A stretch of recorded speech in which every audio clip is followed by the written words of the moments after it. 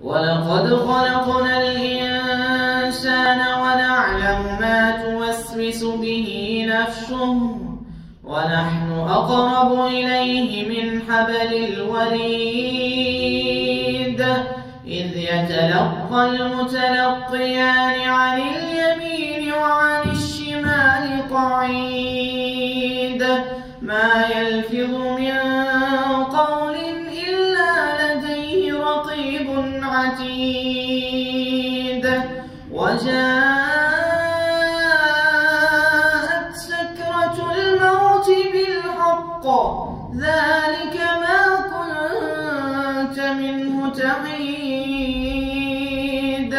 ونفخ في الصور ذلك يوم الوعيد وجاءت كل نفس معها سائق